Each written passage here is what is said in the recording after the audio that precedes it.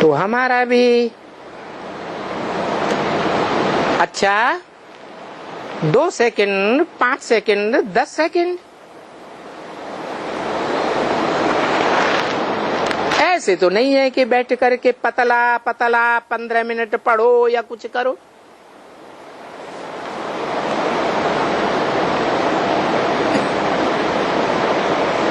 तो ऐसा लिखना चाहिए कि मनुष्य समझे,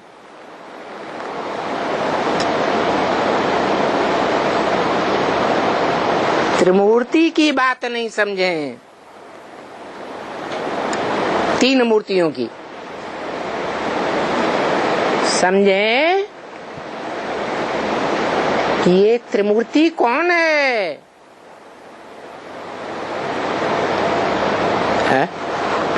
कौन है?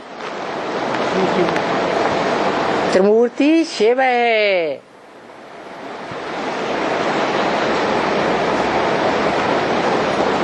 ऐसे नहीं समझे कि ब्रह्मा की मूर्ति पहले रख दी। समझाया भी, ये दादा लेखराज ब्रह्मा ही गीता का भगवान है, साकार भगवान है, इसके अलावा और कोई साकार भगवान नहीं होता। तो पहली मूर्ति की बात सुनते ही फंक हो जाएंगे। क्यों? क्योंकि पहली मूर्ति ब्रह्मा की बतावेंगे तो संसार में ब्रह्मा की मूर्ति के मंदिर बनते हैं, है? पूजा होती है, मूर्तियां बनती हैं। कोई याद करते हैं दाढ़ी मूछ वाले ब्रह्मा को? है?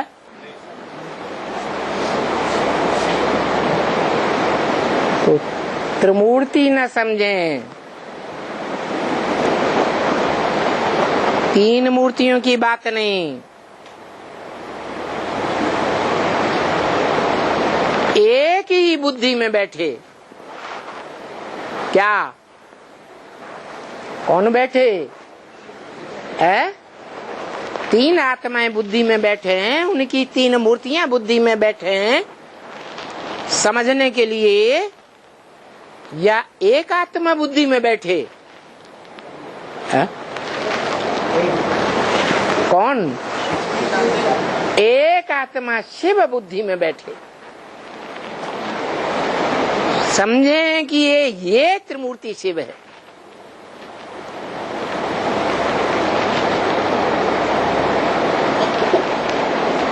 अब ये त्रिमूर्ति मार्ग का तो दुनिया में कोई को पता नहीं है। क्या?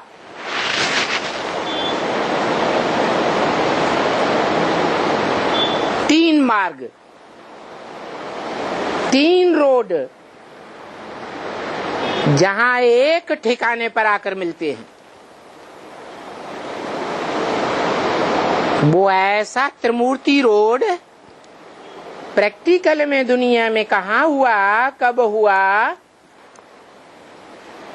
जो तीनों रास्ते मिलकर के एक हो जाए। अलग अलग बुद्धि में न बैठे, ब्रह्मा का रास्ता, विष्णु का रास्ता, शंकर का बताया हुआ रास्ता, क्या बुद्धि में बैठे? है एक त्रिमूर्ति शिव का रास्ता।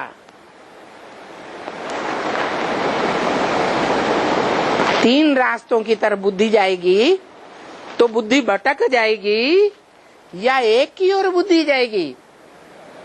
है भटक जाएगी।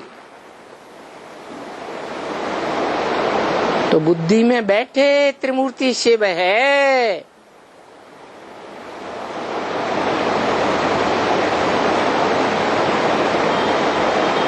ये त्रिमूर्ति शिव का मार्ग कोई को पता नहीं है।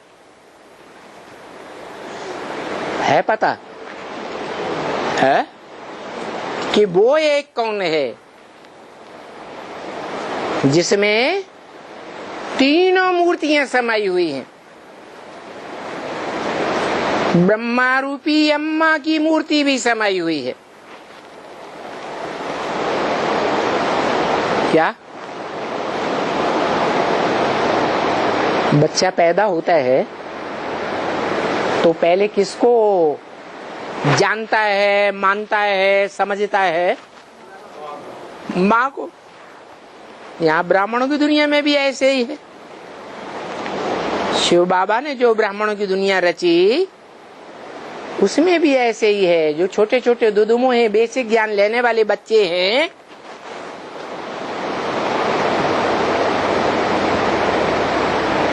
वो किसको जानते हैं, किसको मानते हैं, किसको समझाते हैं?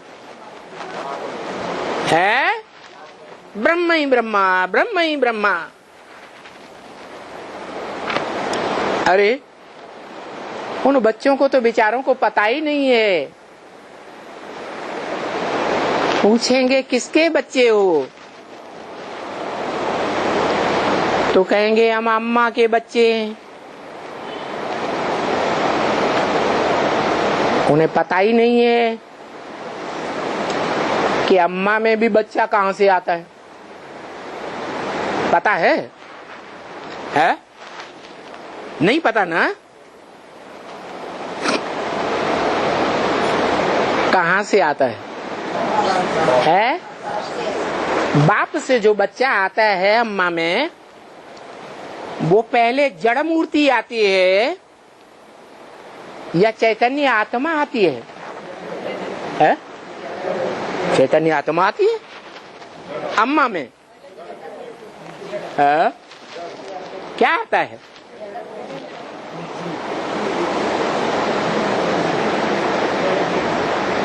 जड़त्व में तत्व पहले आता है ना। जो भ्रूण बनता है, भ्रूण से बढ़ करके हाथ पांव नाक आंख कान वाला निर्जीव पिंड बनता है। दुनिया में ऐसे ही होता है ना? नहीं, ऐसे ही होता है। ये हद में होता है। बाबा तो हद और बेहद दोनों की बात बताते। बच्चों को बेहद का बनाना चाहते हैं बुद्धि वाला, या हद की बुद्धि वाला बनाना चाहते? तो बच्चों को सोचना चाहिए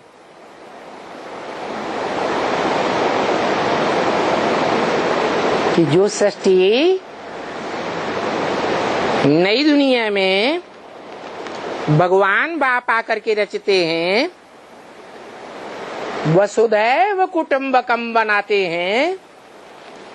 सारी वसुधा कुटुंब बनती है। जिस कुटुंब में बेहद का बाप भी होगा, माँ भी होगी, बड़े से बड़ा बच्चा भी होगा, मीडियम बच्चे भी होंगे, छोटे छोटे बच्चे भी होंगे। होंगे ना? है तो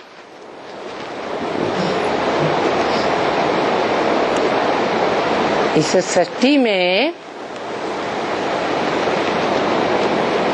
इस नई फैमिली में सारी वसुधा ही कुटुंब बनती है, परिवार बनती है। उस परिवार का पिता कौन?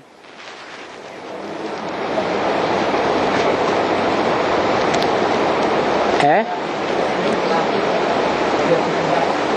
पिता कौन हो सकता है? सृष्टि साकार बनती है या निराकार बनती है? तो साकार सृष्टि का पिता निराकार होगा या साकार होगा? साकार होगा।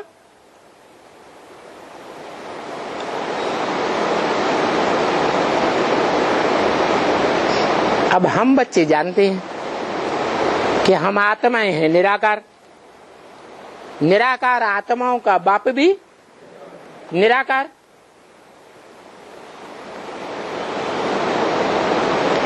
निराकार आत्माएं निराकार बाप के घर में रहती हैं। जो निराकारी धाम है वहां तो कोई परिवार नहीं होता, कुटुंब नहीं होता, सृष्टि नहीं होती, कोई नई या पुरानी दुनिया नहीं होती। कहाँ होती है? इस साकार सृष्टि में जहां निर्जीव जड़त्वमयी 5 तत्वों की दुनिया होती है, जो दुनिया निराकार बाप के घर में होती है, नहीं होती। इसलिए वहां साकार सृष्टि भी नहीं होती। और इस दुनिया में 5 तत्व भी जरूरी हैं। जड़ तत्व, निर्जीव और चैतन्य आत्मा भी है। आत्मा को पुरुष कहा जाता है। क्या कहा जाता? पुरु माने शहर, कानपुर। पुरी कह दो, जगन्नाथपुरी। माने ये शरीर है पुरी, पुर, और इसमें रहने वाली आत्मा। क्या? दोनों अलग अलग हैं। आत्मा है चैतन्य, जो शरीर रूपी पुरी में शयन करने वाली, आराम से सहन कर सकती है। संपन्न आत्मा होगी तो आराम से सहन करेगी। जैसे संपन्न विष्णु दुनिया की बात है या परमधाम की बात है? इस दुनिया में रहते हुए वो आत्माओं का परम पद दिखाया गया, चित्रों में दिखाया जाता है। जरूर कोई चरित्र करने वाला होगा तो चित्र बनाया गया। तो ऐसा विष्णु रूप संपन्न पद पाने वाली आत्मा कहाँ रहती है? निराकार दुनिया में या साकार दुनिया में? साकार दुनिया में रहती है। और इस दुनिया में तब तक भी रहती है जब तक ये नई दुनिया पुरानी दुनिया बन जाए। क्या? सृष्टि के आदि में आत्मा का संपन्न रूप क्या? विष्णु, नारायण, लक्ष्मी का कंबाइंड रूप। आदि में सो अंत में। आदि में नो विषय टाल। तो जब इस दुनिया का अंत होगा 100% अंत, तो भी वो आत्मा विष्णु ही बन करके रहेगी 100%, या नहीं बनेगी? है आदि सो अंत। तो आत्मा माने पुरुष, और ये दुनिया जो 5 तत्वों की है, या 5 तत्वों का ये शरीर है, ये हो गई पूरी पुर। इस शरीर रूपी पूरी या शरीर रूपी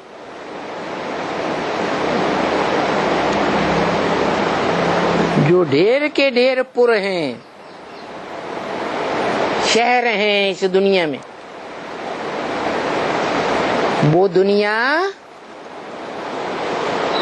जड़ तत्वों से बनी हुई है। इस दुनिया में जब नई दुनिया बनेगी तो पहले जड़ तत्व तैयार होंगे या आत्माएं तैयार होके आ जाएंगी? है जड़ तत्व तैयार होंगे। इससे साबित होता है कि दुनिया की महामृत्यु, महाविनाश जब होगा तो जो चैतन्य आत्माएं हैं वो ज्ञान सुनकर पहले संपन्न बनेंगी या जड़ तत्व पहले संपन्न बनेंगे? है आत्माएं पहले संपन्न बनेंगी।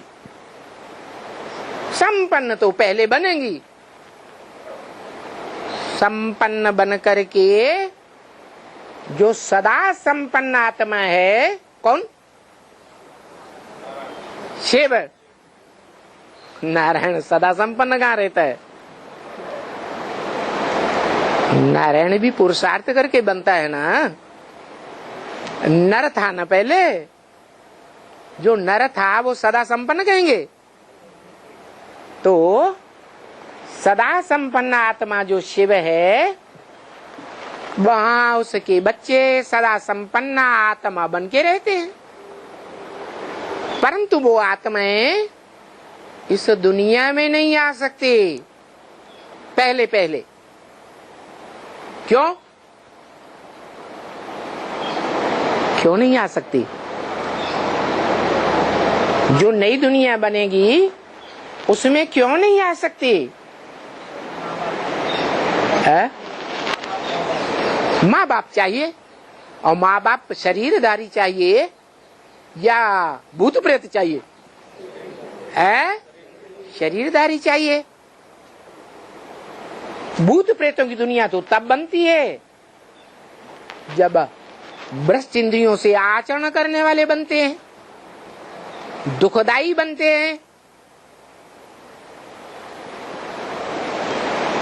दुखी होने की स्टेज में शरीर छोड़ते हैं तो भूत प्रेत बनते हैं अकाले मौत के कारण। वो तो पुरानी दुनिया की बात है। भगवान तो नई दुनिया बनाता है या पुरानी बनाता है? नई दुनिया बनाता है। तो नई दुनिया में पहले आत्माएं देखने में आएंगी या आत्माओं के निवास स्थान जड़ तत्व होने चाहिए संपन्न?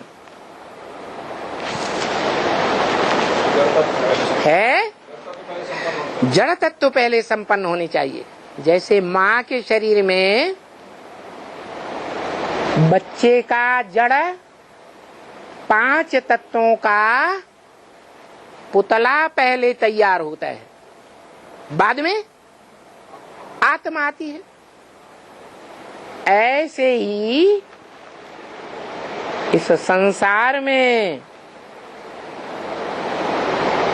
जब नई दुनिया तैयार होती है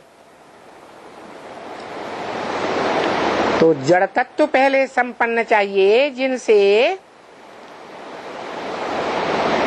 जड़त्वमयी मनुष्य का पुतला तैयार हो,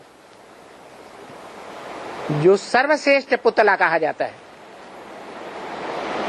जानवरों से भी श्रेष्ठ, पक्षियों से भी श्रेष्ठ, कीड़े मकोड़े पतंगों से भी श्रेष्ठ।